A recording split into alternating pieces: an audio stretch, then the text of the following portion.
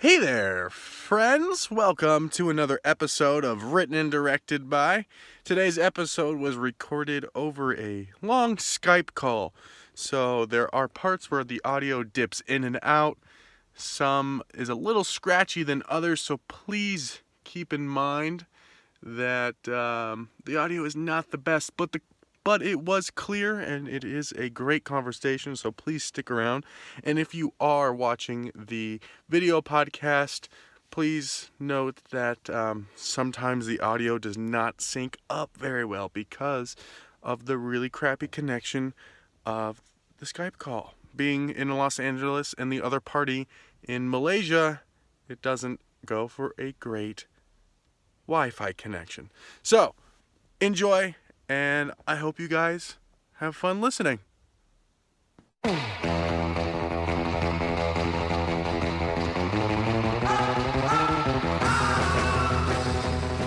Okay. And action. Welcome back to another episode of Written and Directed By. Today's guest, I have my good friend Boey from all the way from Kuala Lumpur. We are having a Skype call. What's that? You got it right this time. Did I say it right? Yeah. You got it right this time. Yes.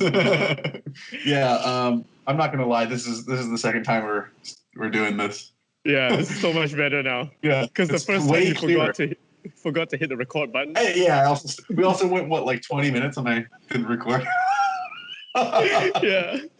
You know, it basically describes our relationship. Yeah. Of course, that one of us would do something like that. But, it's my fault this time.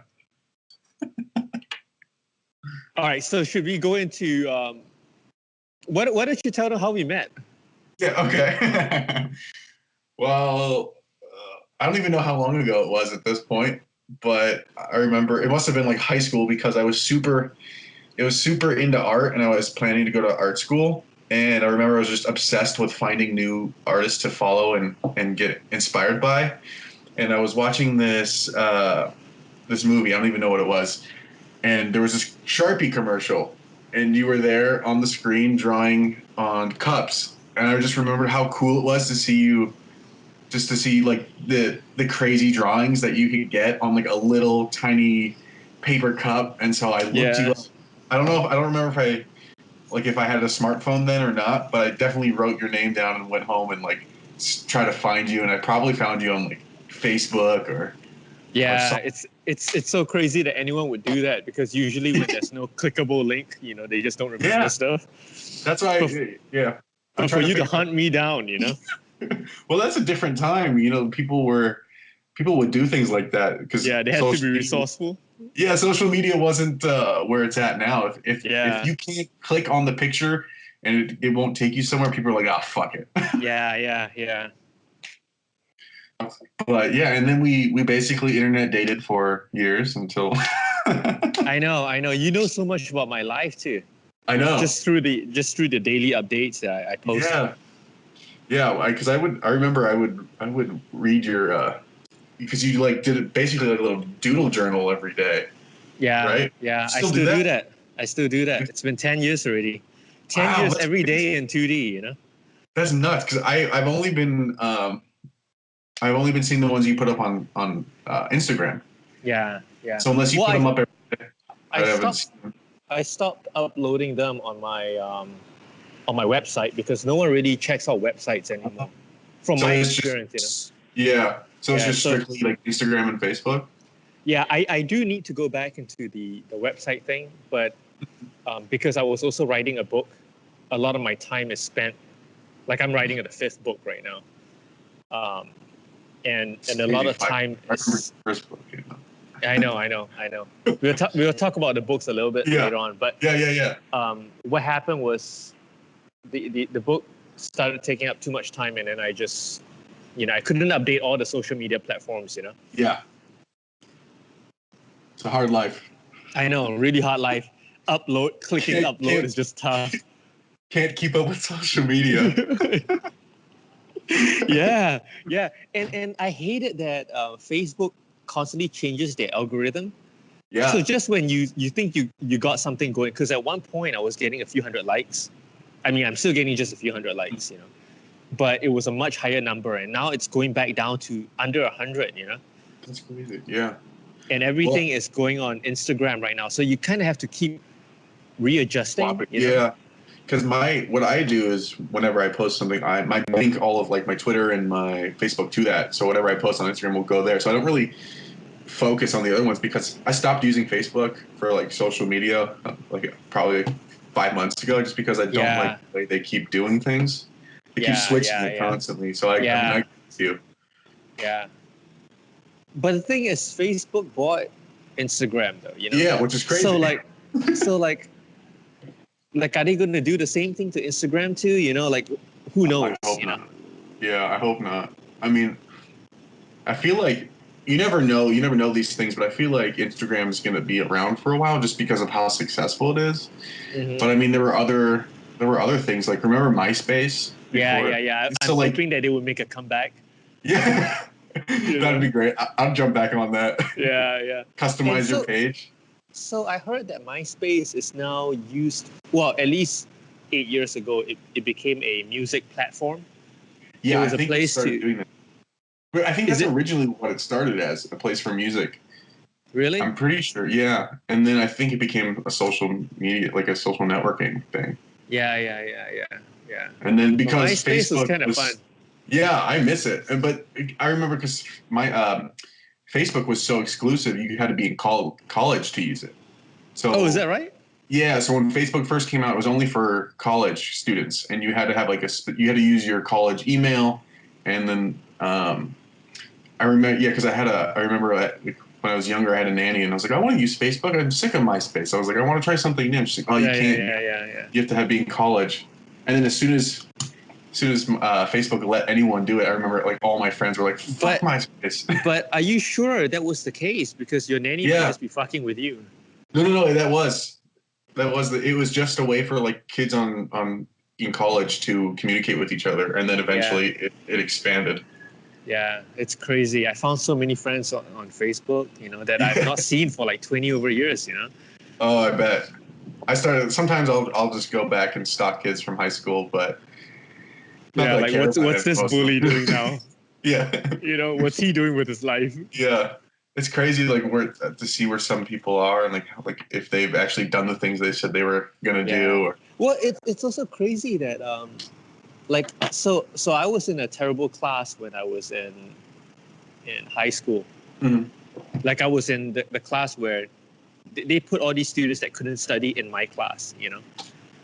And so like when I was young, I was just like, these guys are not going to go anywhere in life, you know. And now they have families, they have really good jobs, you know, they have a house, you know. Yeah. It's fucking crazy. That's pretty wild. Yeah, I'm really curious to see like where the people like I went to college with are like in like 5 years, where like to look back and see like where some of these people are. But you know, I'm very independent, and so I don't really have too many friends that I like stay in close contact with. Right. Like even you, like we don't talk like every day. We probably talk like a couple times a month, maybe at the most. Yeah. Or maybe once a year. I think a little bit more than that. We used to. It's crazy though. It's really crazy how we kept in touch, because like I don't really know you. You don't really know me. Like besides the things I write, you know, like But then you could have come to my house and murdered me for all I know. Yeah. But you gave me your keys. Yeah. You're like, you know, come murder me. Yeah. It's so did like hundreds of other people too. Yeah. It's really crazy. Like I was just talking to my friend about this whole blogging thing, you know, like because I'm really not doing it for the money. Yeah. But it's made traveling for me so easy, you know. It's kind of like my personal couch surfer. Oh, I bet, yeah. It's like your free Airbnb. Yeah. Because people now know me from reading my blog, you know, that they just, for some reason, they trust me enough to just give me their keys. But I'm also curious why there is no identity theft on me yet, because it would be so easy, you know? Yeah. Especially since you don't post, you're not known for your face, you're known for your little character. So it's like anyone can be like, I'm Boey, if they just like have like spiky hair. Oh or yeah, whatever. yeah. Or even that, like is it because it's just too easy? I'm not posing a challenge to like, identity thieves. Yeah, I think for me, the strangest thing was like, because I always thought like maybe the journaling would make me money or something like that. It really didn't, but it made me a lot of friends, which is like, it's a cliche thing to say, like you become richer because you've surrounded yourself with friends. They are cheap as fuck. Yeah.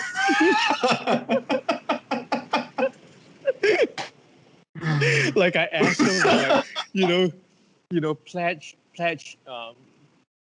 go to Patreon and fund me, for 33 cents a day. Like I've got like 20,000 readers and like I have about $100 a month, from Patreon. Like, and it's crazy when like I've actually scrolled through Patreon to see like what people are giving money to, and it's like the dumbest shit. Yeah. You really can't help. So like someone who actually deserves it. Yeah. Like me. Yeah. Like Boey, so help out if anyone wants to help Boey, give him a nickel a day. Yeah. Go to my Patreon. You put the link up there later on. Yeah, I will. But yeah, so we basically met through a Sharpie commercial. Yeah. So, I was gonna say, if you I wonder if you try to do your road trip now, if it would, and you didn't know if you just decided to start now, and not have all the connections. I wonder how like successful you would be finding people to let you stay on their couch. If people would be as open to it as they were when you first started. Well, so what happened was, okay, so like how this whole Sharpie thing happened. Yeah. Let's give that too. I'll give a little bit of context so that I can answer that question. Yeah. So what happened was, I drew on styrofoam cups as a hobby with Sharpie, and Sharpie, I guess, well, my works went viral after I posted them on Craigslist of all places. And then it went on Reddit, it went on a whole bunch of stuff. So Sharpie caught a hold of it and then decided that they wanted to have me tell my story about how I started on phone cups or how I became an artist, And because I grew up on a bird farm and I was banned in school and then I became successful in my art, like that was a very compelling story for them. So they wanted to tell the story, and having shot that commercial, we won an award, a TED award or something like that. Oh, really? Yeah, it's crazy. So if you go to TED, I think 2012, in the awards, in the ads worth sharing page on TED, you could just type TED Sharpie, and it will bring you to like that video, So, I mean, that video was what propelled my career in a sense, Yeah. I went to art school for animation, advertising at first, and then animation. But when did you come to the States? 97. Oh, okay. Wow. Okay. Yeah. In the 90s. Yeah. But yeah, I was 3 years old in 97. Were you? Yeah. God. So anyway, what happened was where was I? I lost my train. Oh, sorry. They got the TED award. Yeah, they got a TED award, and then that's when they put me in the theaters. They decided, we got to get a spot in the theaters, and I guess that's how you saw me. Yeah. But the thing is, in the commercial, I talked about my journey as an artist, and then at that time too, I was just let go from an animation company because of my blog. The same thing that the same thing that got you to know me also got me fired. It got me in trouble. Was it like a pretty good job, or was it like worth it getting fired over at the time? Oh, so at the time, what happened was I stood up to workplace bully, I guess, and I didn't think that would get fired, but it did, and at that time I was disappointed because the people I stood up for didn't really stand up for me. Mm. And then they cite issues like they have families and all that stuff. And I get it, So at the time when that happened to me, it really left a sour taste in my mouth. Yeah. Because I was like, I worked with the company for 13 years, like how. Oh wow. Yeah. Like this really blows, like I treated everyone like family, or everyone felt like family to me. So once that happened, I decided that I was never going to work for another company again. Or at least I thought, I was not going to work for another company again. So I took a year off to try to maybe drive around the States and then work on a book. Because I've been working on a comic book for a long time. So the comic book is basically... The comic book came about because someone asked me when they saw the Sharpie commercial, like where I was from because of my art style. Yeah. And I said I was from Malaysia, and he was like, where in China is Malaysia, So then I was like, I got to educate the world, right? So then I started writing this book, Yeah. But anyway, like my original plan was to drive around the States, write the book, and then go back to working in animation. So during when the commercial aired, I didn't have very good. Well, Facebook used to have a folder for your mails, right? And then in that folder as well, there's another folder, for like random people messaging you, like people like you, right? Yeah. And I didn't discover that folder till after my entire drive. Oh, really? So even though the commercial got me recognition, people reached out to me to let me stay at their places. I didn't get to see all these hundreds of emails till my, till I got back. Yeah. Go figure. That's crazy.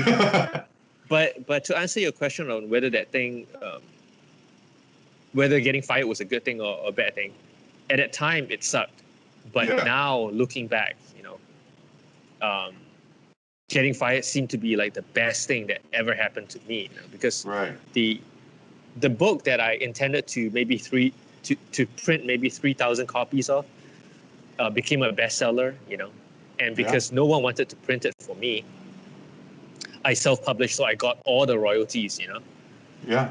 So it all works out, Yeah, seriously. Yeah, just like all your friends in high school that you think would not go anywhere, it all works out, Yeah. It's kind of crazy. You can stand on top of a skyscraper and be like, "Fuck you, I did it." Yeah. If I wanted to bring it the Hollywood route, Yeah. That's crazy. Like, because I wonder how it would have gone if you wouldn't have gotten fired if you would have wound up with 5 books at this point. Yeah, I think I would have just. The company was great to work for, until that point. Yeah. But I didn't think I was going to go anywhere. I thought that was a job I would do till I retire. Gotcha. What were you doing? Were in animation? So did you have a big were you like an animator, or weren't you doing something like a specific title? Or was that I was just a lead animator. Oh, okay. So I was in charge of a group of people, which is why I felt that when I saw things happening, I shouldn't keep quiet, because you put me in a position where I have the power to say something, Right. But at that time, I didn't know that HR was put in a company not to protect your interests. It's put there to protect the company's interests, Yeah. So as I was complaining to it, I became a target, Jeez. Yeah. That's. Yeah. I guess that's why you don't. Yeah. Sad I guess that's why times. you don't work at big companies anymore. Yeah. Well, the thing is that I realized from that experience that there's no such thing as a stable job, Yeah. Like the most stability you could get out of, the most stability you could have is to work for yourself. Right. Because then you know that if you're not doing well, you have an exit plan, or you have time to prepare for an exit plan because you know it's not doing well, you know. Right. Whereas a company, if they have to downsize or they lose a whole bunch of money one day, or like they lose their investors, like you could get fired the next day, you know. Yeah, that happened to me. One of my first jobs out here, I was working at a little exercise place, and I was away in Arizona helping my parents pack up the house because they were moving, and I was supposed to go back on Monday because I had to work, and they called me and they're like, "Hey, so we're closing the studio on Monday. We're just gonna close up. We ran out of money, basically, and so yeah." That's crazy. They gave me like 3 days notice. Yeah. And so I'm like, all right, I stayed longer in Arizona to help my parents, but it's like, yeah, like it's pretty. It can come out of nowhere if you're. Yeah. And you'll never expect it. Yeah. Whereas with your own business, like what I'm doing right now, I kind of have an idea of how long this thing would last. Mm-hmm. I mean, I don't think it's going to be forever too, you know, like, just because of the nature of things, like, right. The things that in my books, I write about my childhood, you know? Yeah. And so how much of my childhood can I write about? That's one thing, you know? Have you thought about like possibilities of like for future books, like doing different ideas with about yourself, or do you think you just want to focus on your childhood? Well, so the book is kind of based off my blog. Yeah. It's just me younger.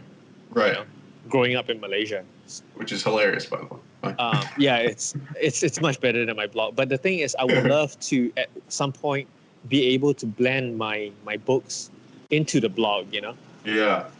If I can connect that successfully, man, then I have 10 years of work already. I'm ready to retire, you know? Yeah. I wonder like how well it would do if you decided to print your blog, if you chose certain ones, or I think about that all the time too. But then because my blog is much more mature. Right. So like, and kids now read my books. Yeah. So you're gonna like cut off half your audience. Yeah. Can I? It's so PG-13 right now, you know. Can I go into R? You know, suddenly just go into R, you know. I have. These are all the things I have to think about. You know? Yeah. Do you have like things lined up for the future, or you're just kind of just going with the flow? So initially, when I wrote the first book, I didn't have plans. Like it was just one book, and then I'm done. You know. But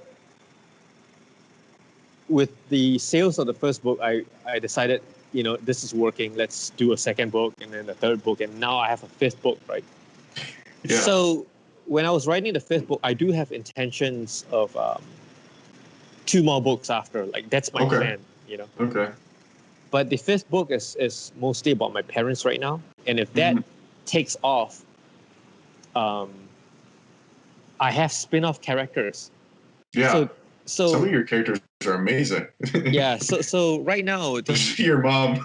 Yeah. So now the big character is my mom. Like people love when I write about my mom, you know. Yeah. So if this book takes off and the mom character becomes wildly popular, then I really have a spin-off character, you know. Like so, what am I gonna do with that? So as much as I like to plan, I really don't know. Yeah. How things will pan out, you know. Yeah, I mean, and I feel like the best things come unexpectedly. I mean, you're at book 5, and you thought you were just going to end at 1. So who knows? You might even decide like you find a different idea that like is completely different. Yeah, I think about that all the time. Like, but the thing is, no matter how much you plan, life always throws you a curveball. You know. Like, oh yeah, and that's so. I know that so well because in film, you can't. There's nothing ever goes the way you want it to be. Even if you planned everything out, you're like, okay, this is how everything's orchestrated. You get on set, and something's wrong. Like, no matter what, something's always wrong. So it's like no matter how much you pack your bags, blah blah blah. It's a curveball is always going to be there waiting for you. Yeah. I sometimes also think about things like this. Like, let's just say you shoot this podcast and it goes nowhere, right? Yeah. And then years down the road, like when you're 60, and you're just digging through all this garbage that you've done with your life, and you find this video, and it may be the only video of me ever around,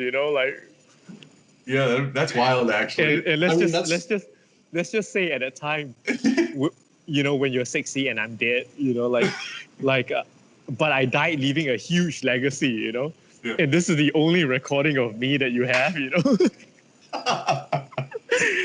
think about it things probably like would that be. too. I don't even know if we have a picture together. I think this is it. Yeah, I think this is it,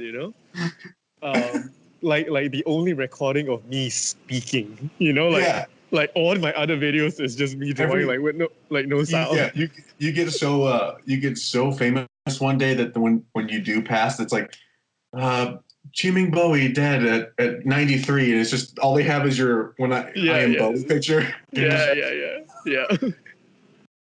Like, unfortunately, he never took a picture in his life. Yeah. And then like some guy from like Arizona has this video footage, That's hilarious. Yeah, it's just so unpredictable, everything. Yeah. I think that's the most exciting part about life, though, is that literally tomorrow you could, or in like even in 5 minutes from now, it's like some major opportunity could come up just because. You could die. You could die. Yeah, or you could die. You could die. I have a heart attack right now. It's like so you really never know. Yeah, I always think about that. Like, do ants have heart attacks? Like, cause okay. So the reason I thought about ants is because like every day as you're walking, you're fucking killing something. Yeah. Like being an ant must suck, right? Like, but do they also have health issues? Like, do they? Because they must have universal health care. Yeah, that's the other thing. Do they have universal health care? And are like bugs with wings or the airplane? Yeah. Like I didn't know that ants had wings, but I mean, like we're completely straying off topic. But but I mean, this is us, Yeah, this is us. But it's just, like I don't know what my next steps are. Like And the thing is, like, if I really think about it, I'm 40 right now, right? Like, I have maybe 20 more years left where I am, because all my uncles died at 60 of cardiac arrest. Yeah. That's why I am trying to stay fit all the time, Yeah, that's important. But it's genetic, so it doesn't help. How old is your dad? My dad is 77 this year. Oh, he's wow. He's the longest living guy in the family. So maybe it stopped with your dad. Yeah. And you'll live to be like 101. You're just like, fuck, just kill me. Yeah. I don't know if I want to be that old.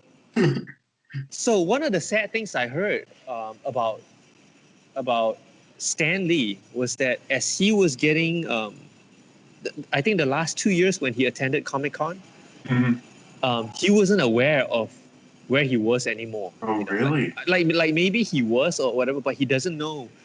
Like people go up to his to get his signature, and he's got an assistant that holds his hands. Wow. Yeah. Like that's what I heard. I wouldn't be surprised if it's something like that. The guy was always doing something. If he was in a movie or if he was at a convention, every convention that I get emails from, it's like, Stan Lee will be there. And so it's like, holy shit, the dude's like 90. Yeah. What do they do now? Like Stan Lee won't be there, Yeah. He won't be in any more movies. Yeah, it's crazy. But I mean that he had a pretty successful run.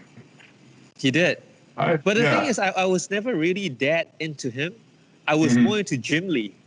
Yeah, me too. I didn't know who Stan Lee was until maybe like 10 until 10 Marvel years ago. started making movies. Yeah, because I was always a DC fan.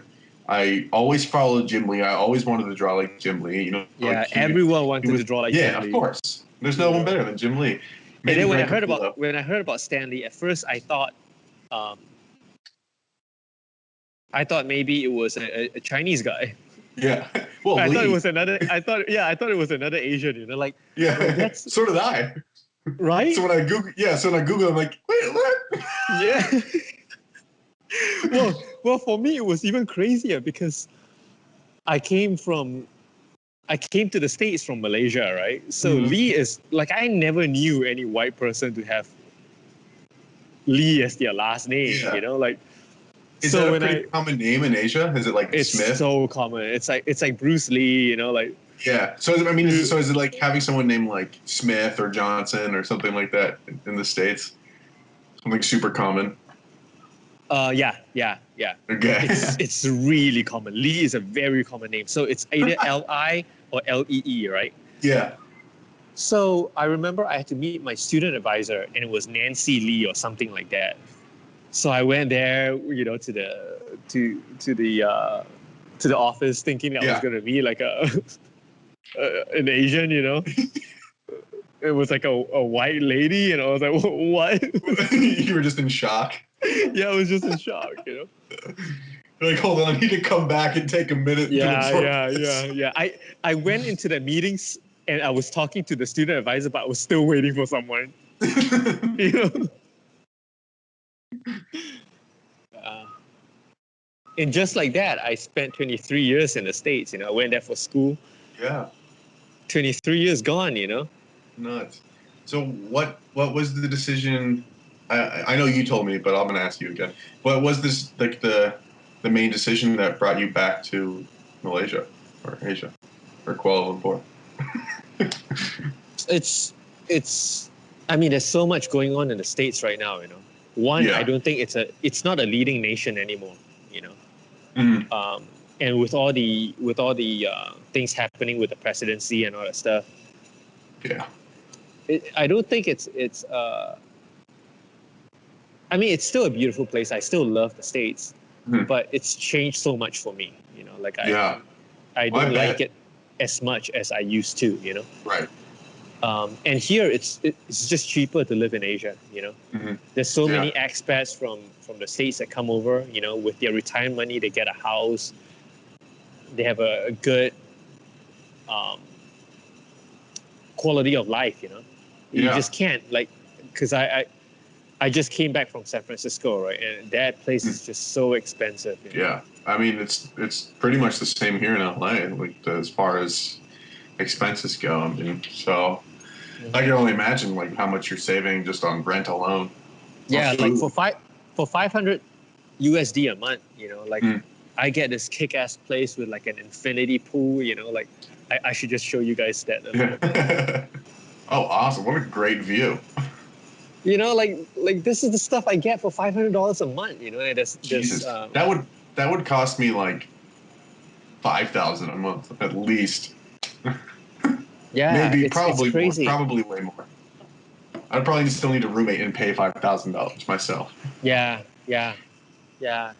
It's just so much cheaper, you know. And I thought like if I made, because I worked in the States for 13 years, right? Like to spend that money in the States it wouldn't go far, you know. Right. Not in San Francisco, you know.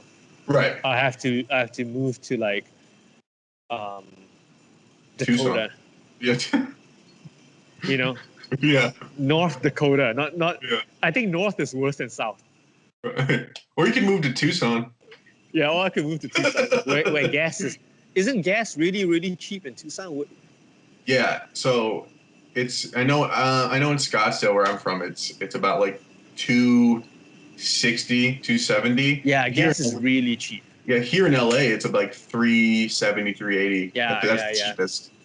Yeah. I remember when I drove to Arizona, I was like, I just want to buy all the gas here. Like, every time I drive back, I'm like, can I just bring canisters with me so I stock up? Yeah, but is it worth it though? Because like then you're carrying all that weight. I know. I'm like, no, I don't want to. But maybe. But the other thing too is I found out that gas you cannot keep it inside the car. Yeah. Because it would stink up. Yeah, it would stink up like you'd be high. Yeah, and then one thing I recently found out, which I don't know if was a myth or not, but gas expires. Like if you if you don't use it, it'll just like not work the right way. Isn't it crazy? So, I mean, it's all a money machine. Like isn't gas just expired fossils? Yeah, the old dinosaurs. Yeah. Pretty much. It can expire some more. It's like They're already dead. It's like, can kimchi go bad because it's already expired? Yeah. I think about that all the time too. Like if something's fermented, can it still go back? Yeah. Like, because isn't like cheese like a mold? Yeah. Essentially, so it's like cheese can go bad though, still, even though. Yeah. It's crazy. Yeah. So aside from just things being like cheaper living, have you noticed that it as a foreigner that it's just been like as things have progressed here, has it just been harder like living wise, or I mean, did you just want to leave before anything got too serious? No, actually the thing is, living in Malaysia or living in I don't want to speak for the rest of the world, but living in Malaysia, I hear very little about Trump. The only time I hear about Trump is on my iPhone because like Huffington Post and New York Times, like I get all these things, so that's the only time I hear about him doing something stupid. Yeah. CNN just bing, bing, bing, bing. It's like, this is what he did. Yeah. I mean, like, it's hard to think that he's not going to get reelected twice. Yeah. Because, like, bad publicity is still publicity, he's flooded all the media right now, Yeah. Yeah. I was listening to this comedy radio show, and they had like a fake Trump impersonator on, and the guy was saying season 2 ratings were so good that they might renew me for a 3rd season. Yeah. And then the guy's like, he's like, being a president's not a TV show, but because they were talking about how he like just treats it like he can. It's like basically he treats it like The Apprentice. Yeah. Which is crazy. And it's crazy that people continue to let this, like, he's one person, right? Like, you would think that people would just say, this guy's a bully, like, let's not support him, but no one's doing any of that, No, I mean, because I feel like you get like a few people that really agree with what, like, it doesn't even have to be Trump. It could be anyone. It could be you or me, and we could start saying stuff to people and they're like, oh yeah, I really agree with what he's saying. And then that guy's like, hey, you should listen to what this guy's saying. And they're like, oh yeah, I really like that. And then by then you have like a whole following of people that just because they knew someone that was like, he says really good stuff, that I feel like that's how it works. And it's like, or there's like a word or two that they were like, oh, that makes sense to me. So I'm going to keep following that guy because the other guy, I don't really understand what his or her policies are. Or you just don't understand his the use of his English language. Because Trump uses like the simplest language, it speaks to everyone, it's like he talks like a children's book, so everyone gets it. Yeah. Yeah, you listen to his speeches versus like any of the previous presidents, it just pales in comparison, Yeah. To think that 2 years back.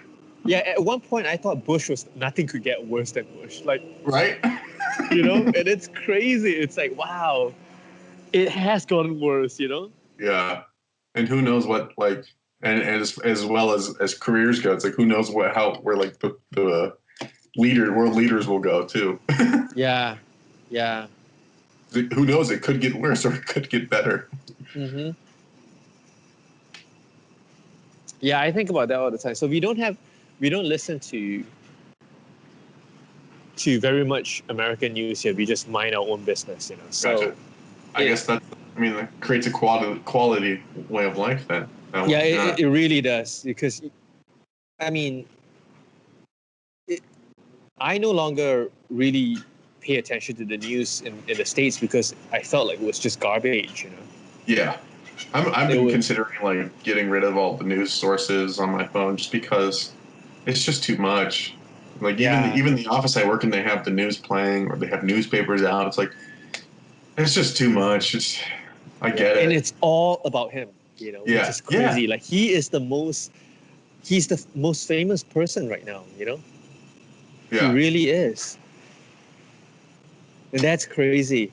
Yeah, I wonder if that's all it was, you know, just all for fame. I mean, like, because I thought about this one. It was like a dumb thought. Like, I was like, oh, I want to like run for president, become president, quit the first day, so that the rest of my life people have to call me Mr. President because I was technically a president. Yeah. You know? Yeah. And it changes my entire perspective about what a president is, you know. Because when you're young, you just think like a president is the smartest guy. Yeah, he's running the country. You know, in charge of all of us. yeah. It's like the biggest mother figure, you know. Yeah. But no, God.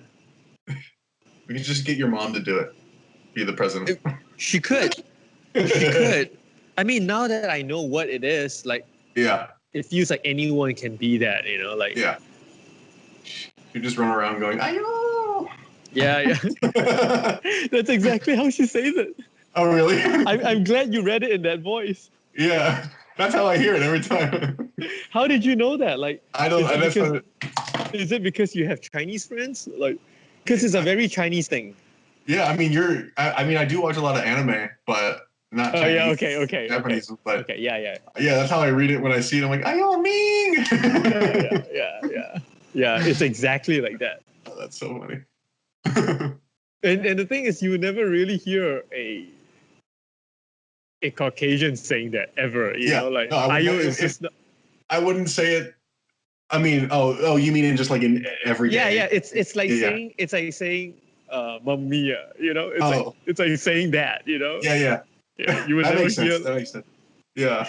You never hear a Chinese person saying Mamma Mia. Right. Just like you would hear a white person saying ayo, you know? Right. I mean, like, because there's like, it's crazy that every culture has like a different word. Like, you know, like being Jewish, I wind up saying oy vey a lot, or, you know, stuff like that. Is that right? Yeah. So it's like, it's Yiddish for something, but, you know, it all probably means the same thing. But, you know, it's pretty interesting how like different cultures or languages have their own the same word, like or sound or something. Yeah. Like even if you don't really know what that word is, you do know what it is. Yeah, you do know what it is. You know, especially if like someone says it a certain way, you're like, oh, I get it. Yeah. It's because it comes with a disappointed look, you know, shock or disappointed look, you know. So what do you like to do for fun? Well, being now that you're out there back.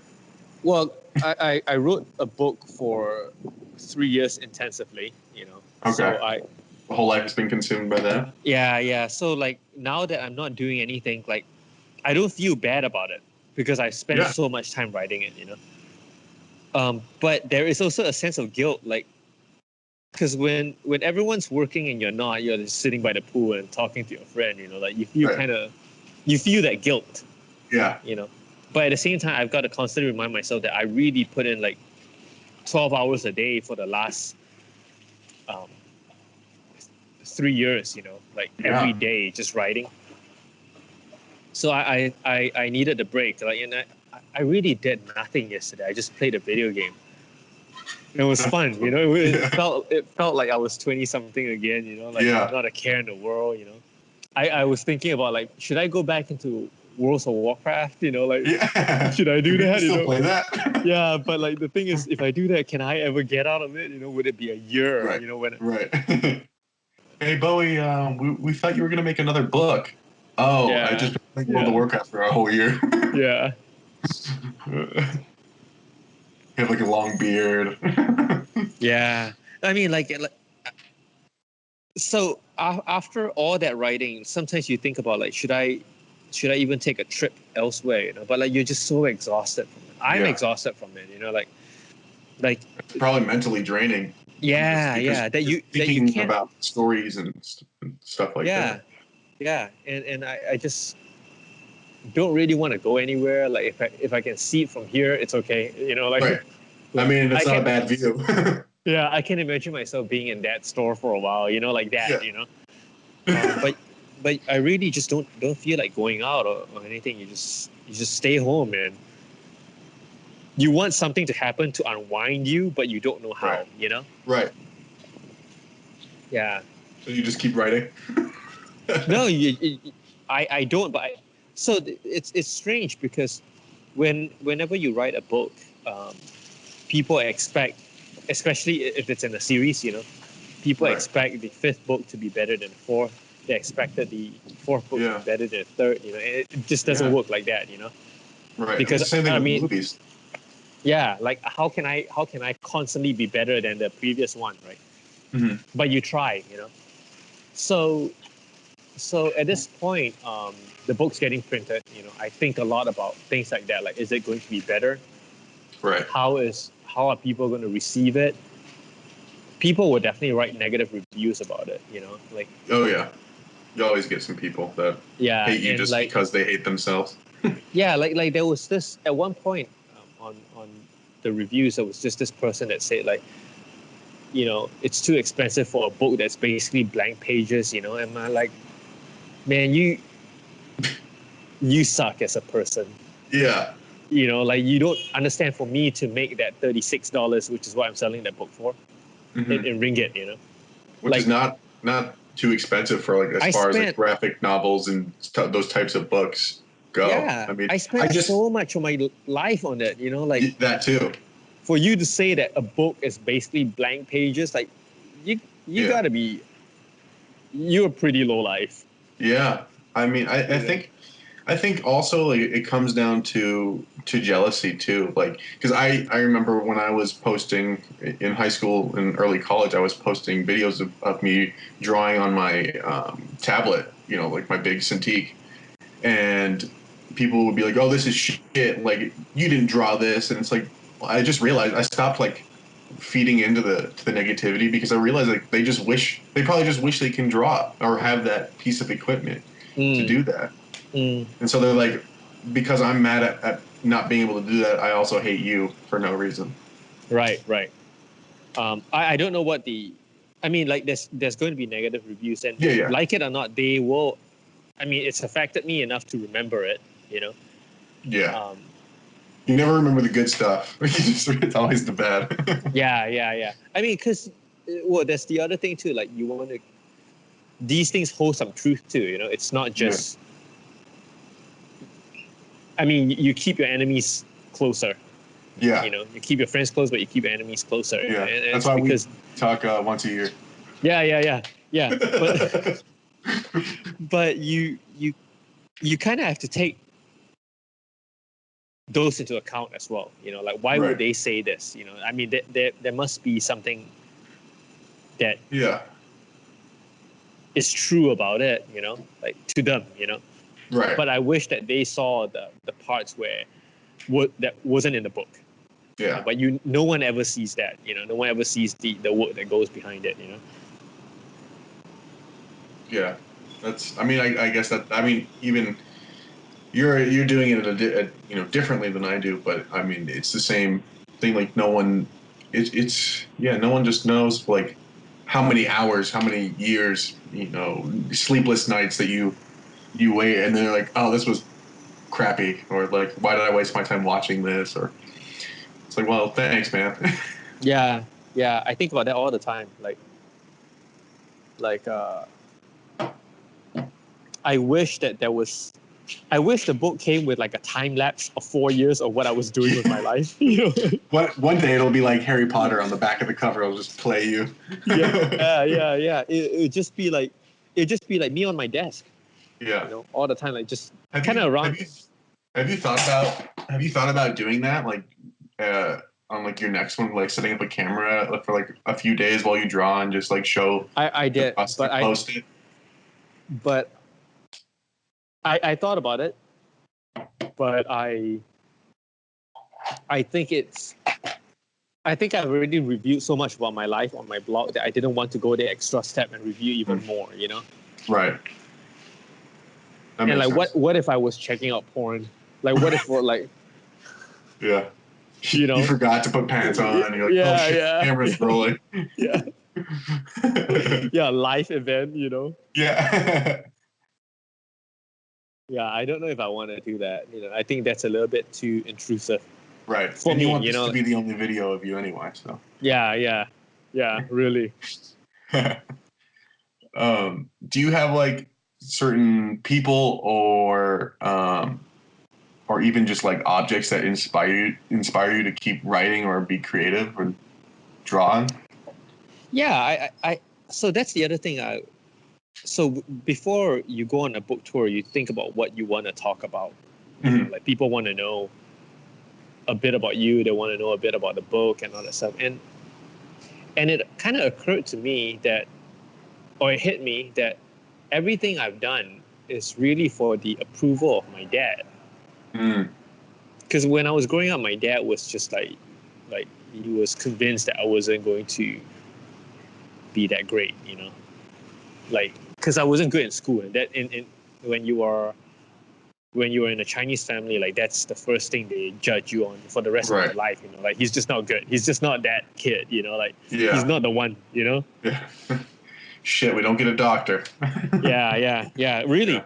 So like but I mean, for me, like I got really good at hacky sacking because my dad, when I was young, my dad didn't believe that I could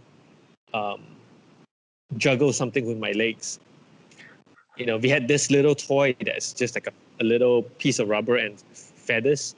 Yeah. And he was like, when he kept it in the air for like 10 times or whatever, and like I did once and I dropped, you know, he's just like, you're just not good at your feet. So like when I discovered hacky sacking, like I really went all the way out, you know.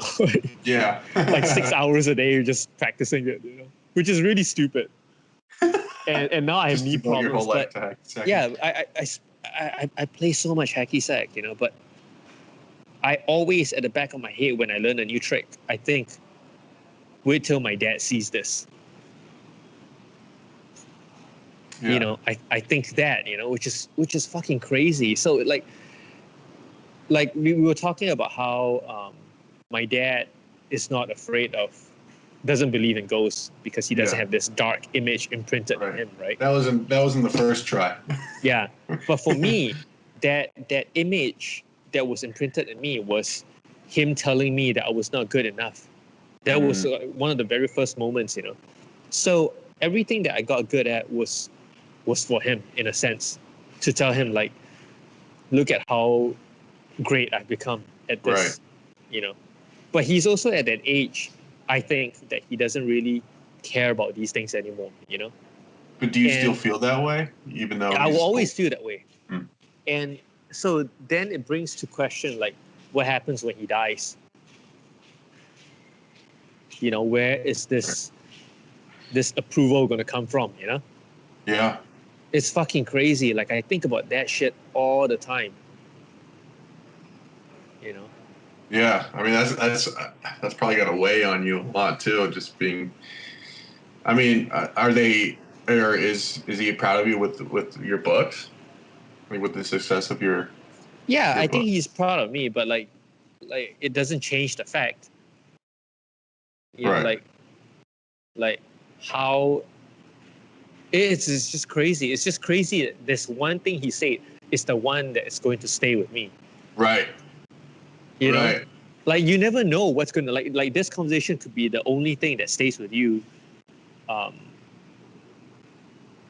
that stays with you the most about me. You know, like But like I never know when my brain decides to retain information for the rest of their life, for the rest of my life. You know, like. And it could pop up, you know, like it could be something you hear once and then you're like, and you think about it, and you're like, oh yeah, and then it gets stuck in your head. Yeah, too. and it could just be a passing thought, you know. Yeah. Yeah. Oh, it's crazy how the mind works. Yeah. So I think about that like I forgot what your question was. My question was, do you have anyone or anything that inspires you to stay creative? That's it. Mm. That's the. Does it work? Or go ahead. He's the one. Okay. Yeah. I'm not the one for him, but he's the one. Yeah. That, right. Because I was going to ask if it works in both positive and negative ways. Does it positively motivate you, or is it mainly just like you're like, oh shit, like will he, because it's like you said, it doesn't really, you feel like he's at an age where it doesn't really matter as much, but to you it does. So mentally, do you think like you still do it because you still want to like appease him versus I will always think that, Mm-hmm. So like I understand now, like I'm not going to be able to give the best examples, but like let's just say a girl was kidnapped by this guy, and he tortures the shit out of her, or a person. Let's leave gender out of this. A person is tortured by this other person, and then he goes to jail, and he comes out like 60 years later, old as hell, but and the girl is just at a prime, mm-hmm. right?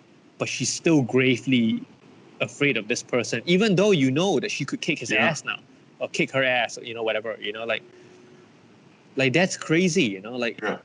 Well, it's like you said before, or way earlier, before we started, is that if you get bit by a dog and it affects you, you're probably going to be scared of dogs for the rest of your life.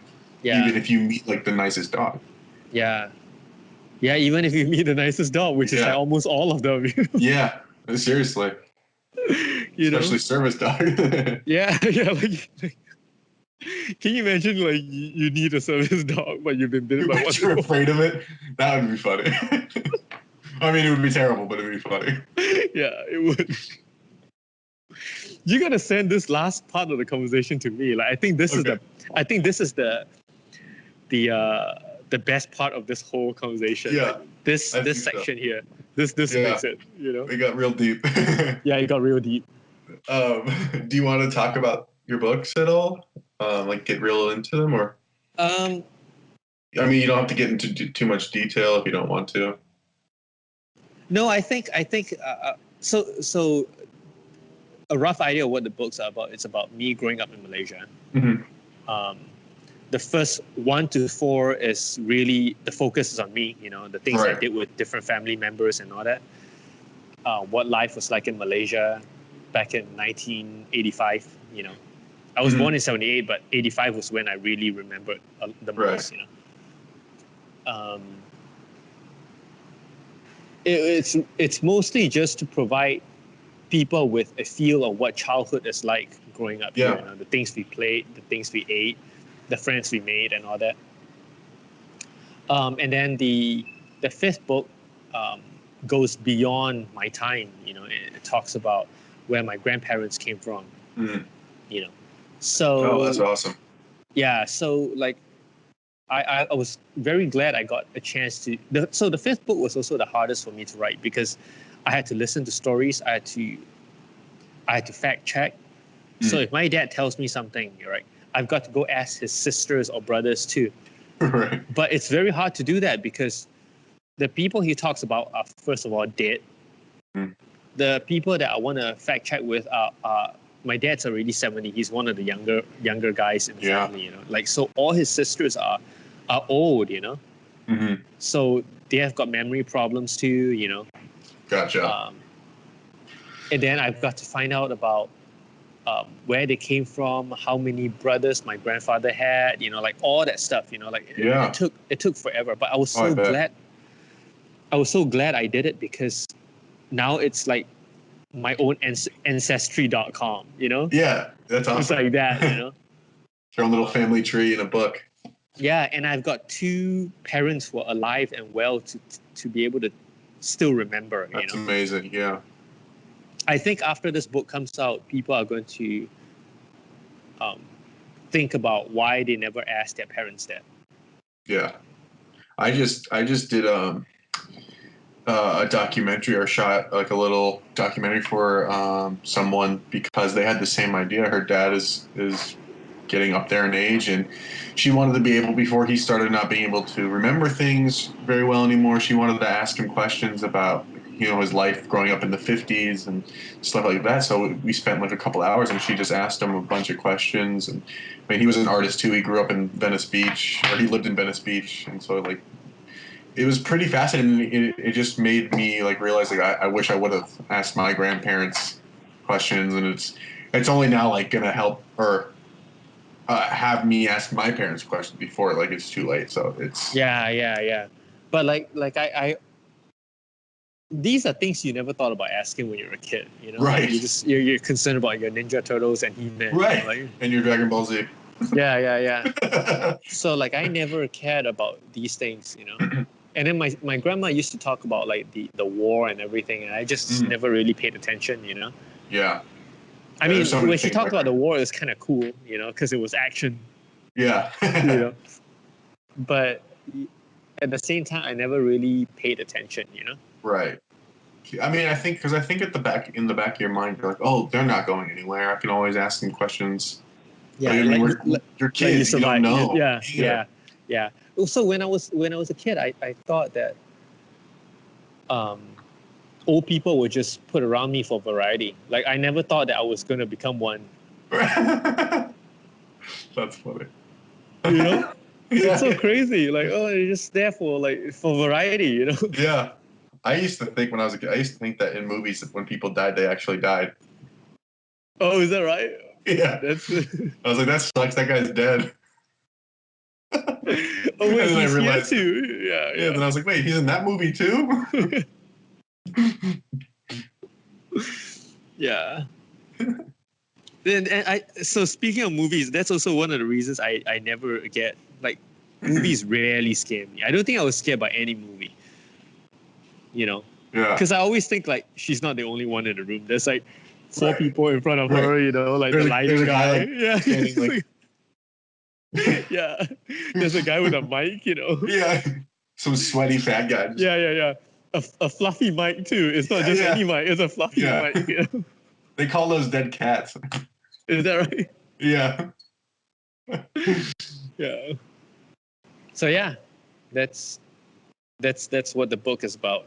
That's awesome. I can't wait to read it. I mean, I love it. I love that whole idea because I'm always fascinated about the past and as like because I remember one of the things that when my parents were moving, we found like an old family tree that went back to like I think like the 17 or 1600s, and it's like we didn't. After a certain period, we're like I don't know who these people are. Yeah, it's just history fascinates me. Right. So speaking of that, when I used to see those pictures of like the black and white pictures, right? Mm-hmm. Like they were just pictures to me. They had no story, you know. Yeah. Whatever story they had was just in that picture. Right. Unless someone told you. Yeah, you know. And then over time, it's just like, wow, this person meant something, you know, like it was. Yeah. You know, I mean, you go to museums right now, you see paintings of like dukes and all these guys, you know, like to you, it's just like, how did they paint this? What is the brushstroke like? Right. You know, like, but at that time of painting, like the people that looked at those paintings back in the days, they were like, man, this guy, like there was a story to him, you know? Right. Yeah. You know, and then it just got diluted over time, you know, like no one cared, you know? Especially if they're from so long ago, it's like either no one cared to remember it or they're just... He had a knife, he stood in front of a bear, you know, like, like okay, what, you know, like that was it, you know? Exactly. Do you, aside from drawing for your book, do you still draw for fun? Like, you still like do cups or anything like that? No. I still sketch. I only recently went back to trying to sketch buildings because I am not very good at drawing buildings. Yeah. And it's fun. It's fun to be able to go back into things you like, you know? Right. How often do you... Like you may like collecting bottle caps, you know, like when you were a kid, you know, like when was, you never updated the collection anymore, you know, like right. so for me it's like that, you know, it's like when I do things I like, it's like, oh, you know, I'm adding to that collection. Yeah. You know. 100%. So oh, go ahead. No, sorry. go ahead. So my friend was asking me, like what when you draw all these things, you know, what happens to them, you know? Like what happens to like all these yeah. And I said, like, have you ever heard of the bowerbird? I don't think so. So the bowerbird is this bird that decorates its nest and it puts different colored petals and gems around it, so like it can mate. I'll look that up later. Yeah. You know, it's fascinating. It's like it's considered one of the world's most artistic birds. So it basically like all of them build different nests, and all of them decorated with different colors. You know, the colors crazy. That they like. You know. Yeah. And it just does it to get laid. Basically, it's like a peacock. Then it's peacock. Yeah. Except it's not pretty as a bird. Right. But you know, it makes his house pretty. You know. Like, could you imagine if you did that? You put colorful papers all over your apartment wall, and you're like, eh? Yeah.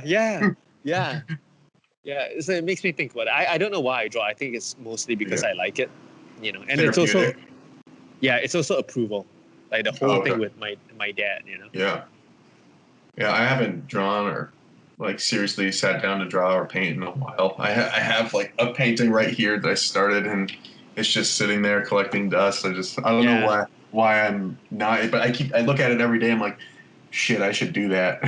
Yeah. I don't know. Like, I don't know what's keeping me. But if you do that, then it becomes a chore, you know. Right, and I don't want it to be, and that's why I don't know if like.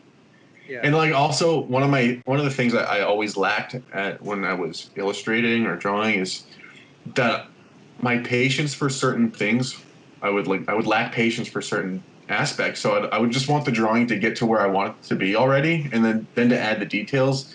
So my drawings would always look really shitty because I'm just trying to get the end result before I actually build the sketch lines and fill in shapes. And so I always give up halfway through my sketches, and I'm like, oh, fuck this. And it should never be like that, you know. Yeah, I know, and I hate that about my process of drawing, because I would love to just sit there and just literally have the pencil glide until I'm happy with it, and just I'm just doing it to do it, and whatever happens happens. So and then you see all these other guys doing exactly what you wanted to do, but you didn't do. You know? Yeah. Exactly. Or they do it the way that you've always been doing it, but they can do it way better. Yeah.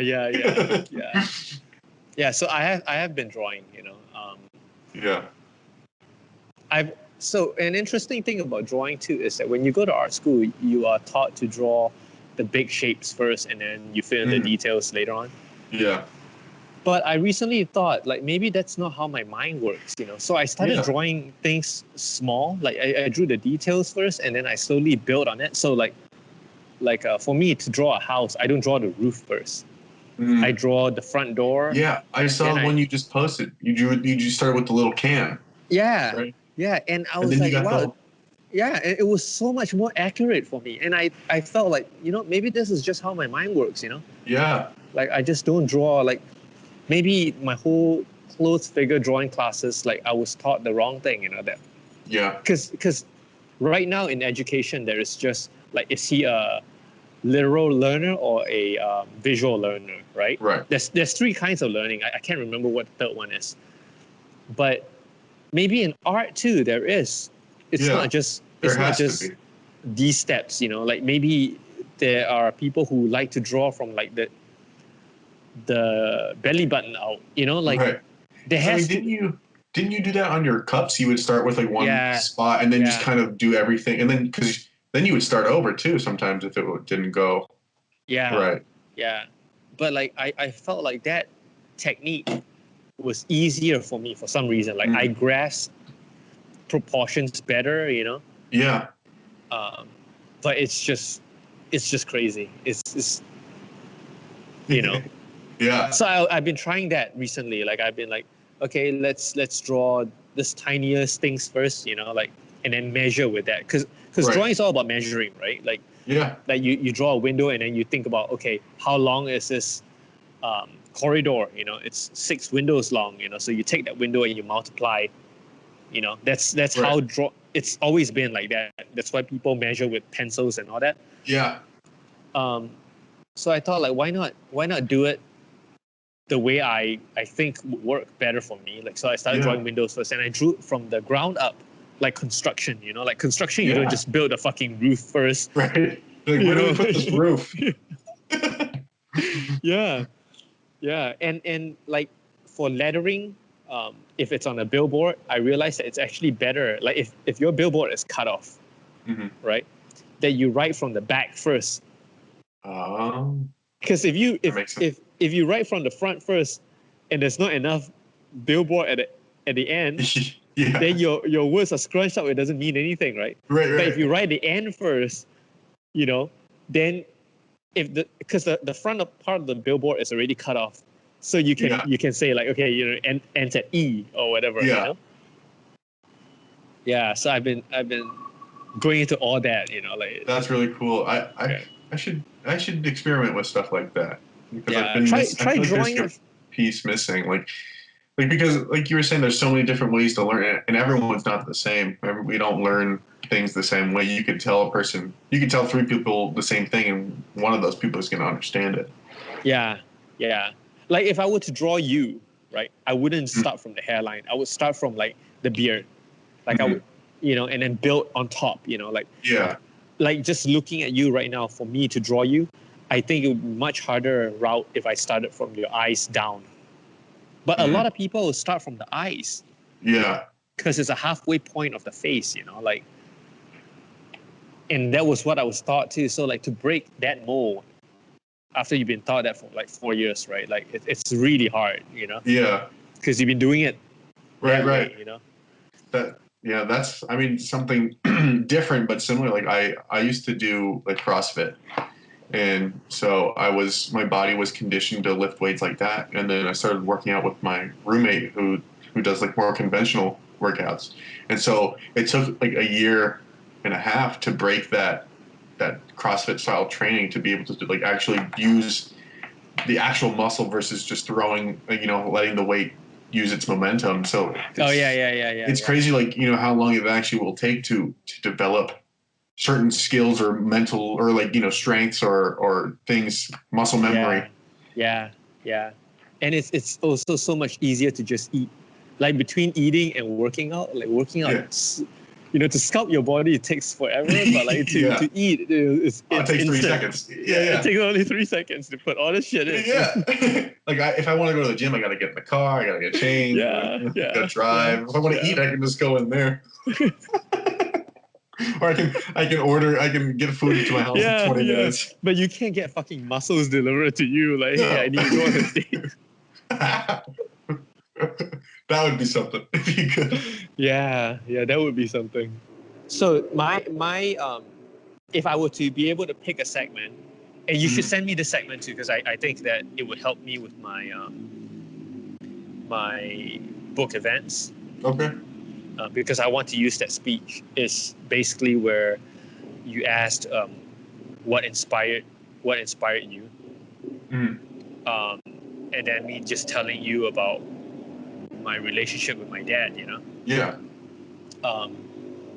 I think that is the best segment, because that really dives into someone's psyche, you know. Yeah. Of course. Because like these are all the things that shape like serial killers, that shape everyone, you know. It's that thing you say without really knowing, you know. Right. I wrote a story about my dad once, and I titled it. I'll tell you the title later on, but it was basically about like what my dad's role in my life was, and because someone asked me, "Do you think your dad is a good dad?" You know, and I said that my dad was very philosophical. He was hardworking. He was a lot of things, but he was very absent. from my life. Mm-hmm. He was there, but he was doing his stuff, you know. Right. But a kid, I mean, he was successful at what he does, but a kid does not grade their parents for how good the parent does a job, but for how much they're around. You know what I mean? Yeah. So like that title of that piece was called D for Dad. I like it. Yeah. You know? Yeah. That's really what he was to me. He wasn't an A dad, you know, he was a D. Yeah, okay. I get it now. I get it. You know? Yeah. So that's why I delayed the title for you. You know? Yeah. That's what. I mean, it makes a lot of sense. That like for the title, like I definitely understand. Yeah, yeah. It's pretty cool.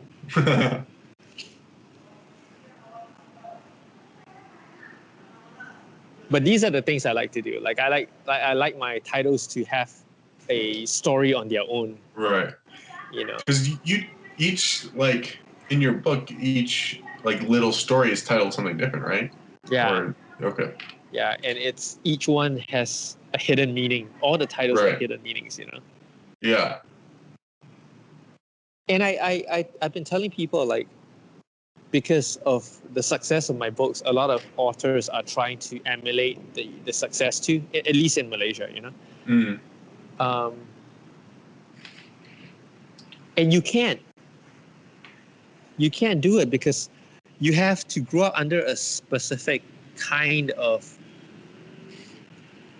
in a specific environment to write what I write. Like I wrote when I grew up, I listened to like a lot of songs, you know, back when lyrics were not available online, you know. Right. And we grew up in this generation that had power ballads. And power ballads, man, like you listen to anyone, like you listen to I'll Be There For You by Bon Jovi, right? Like, like he sold his soul for those lines. You know, yeah. like some of the words that they say, right? It's a fucking power ballad, right? Right. So it's over the top. Like Michael Bolton, when he said, like, in one of Michael Bolton's songs, right? He said I loved you, but I lied. So when I was growing up, I thought that song was all about cheating. Mm. You know, said I loved you, but I lied. And then it was only when I was on my first road trip that I heard the rest of the song, and it was like, said I loved you, but I lied. This is more than words. This is more than love I feel inside. You know, and I was like, wow, it's not a song about cheating. Yeah. Yeah, that's so crazy. you gotta grow up in that period where lyrics were everything, you know? Like now lyrics are just bullshit. Right. And I don't listen to music from like I don't really listen to a lot of today's music because I don't think it's that great.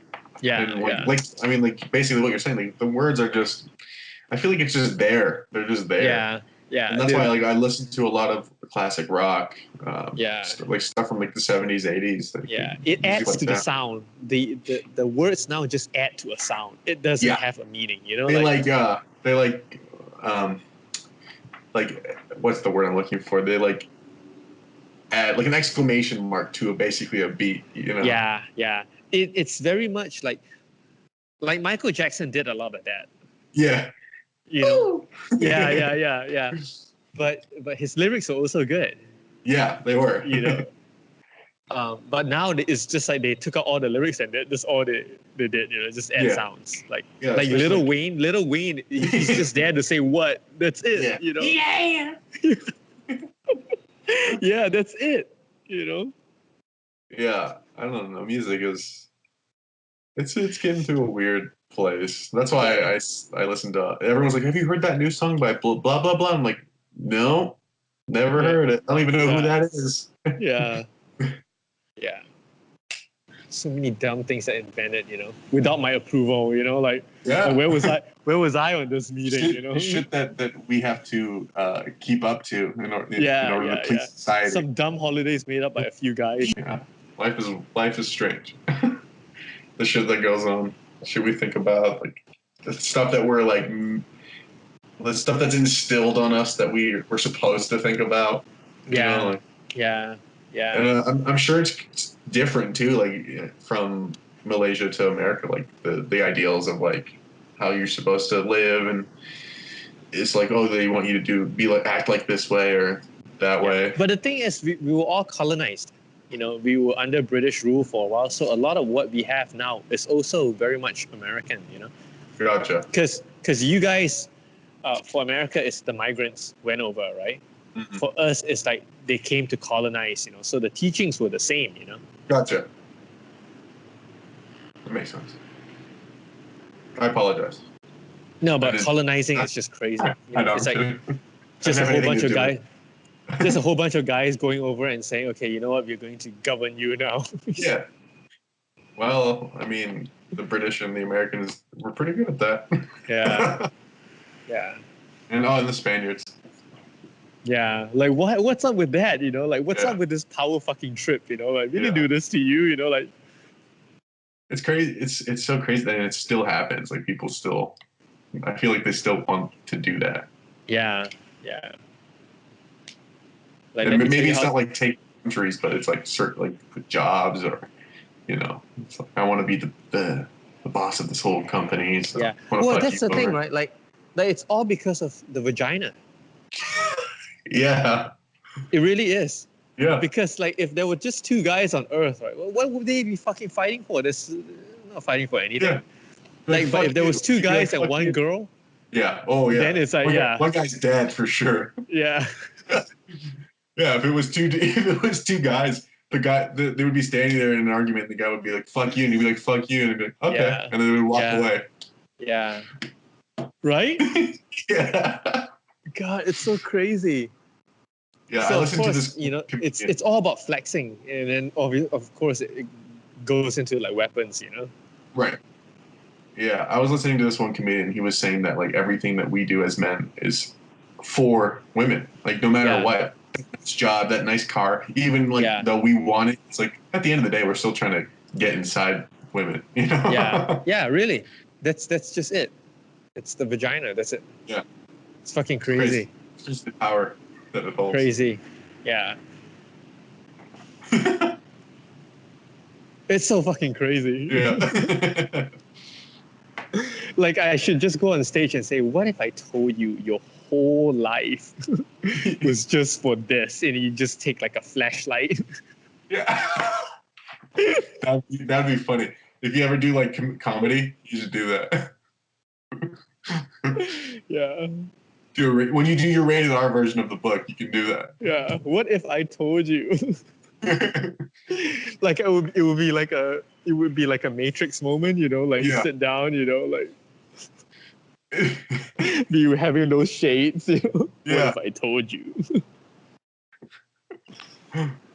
Everything is you're from the colony, everything is for the colony, and you will return to the colony. Yeah. Only for the cycle to happen again and again and again. Well, thank you for coming. I really appreciate being on. I really appreciate it. Yeah, this was fun. I purposely kind of left it. Most of the time, I left it. I have them a little more structured, but I kind of purposely left it a little loose, just because I know our dynamic. We could, even if it was structured, we'd probably still have the same conversation anyway. Yeah. But I seriously thank you so much, and of course, I can't wait to read book 5. Yeah, you should. Yeah. You should. I will. I hope it was worth your time. Yeah, I love all your stuff. That's why I followed you. That's why I wanted to become friends with you, because I was just drawn to your work, and so I think doing that has just become like a perk of being friends with you. Is like and it's nice to have someone that does similar stuff, to be able to because I love when I post something, you're just like, this looks like shit, you should have done it like this, and I'm like fuck you, but you're right. So I appreciate that stuff. Thank you. Yeah. Any like social media or links or anything you want people to check out? Probably just my Instagram and then my Patreon. Okay. You have that. In the link below or up here. Yeah. In the description. You're gonna just fucking point everywhere now, because you don't know where to fucking move the buttons. Exactly. because who knows if it'll go on YouTube or web, Yeah. Crazy. Yeah. All right. Well, yeah. Thanks. I'll let you know when it's all edited together, and I'll send you. Yeah. Clip. All right, guys. Well, thank you so much for joining us on another episode of Written and Directed by Boey. Thank you again. It's been a blast. I always love when we can chat about nothing. About absolutely nothing. About everything and nothing. You guys can check out Boey and all his links, his Patreon. Make sure you check out his books, his blogs. All links will be down below in the description. You could find me on Instagram at Harrison Burger and Twitter at Harrison C. Burger. Make sure to subscribe to the podcast on YouTube, iTunes, Spotify, wherever you can find podcasts. And thank you so much for listening, and I'll see you next week. Bye, guys. Cut.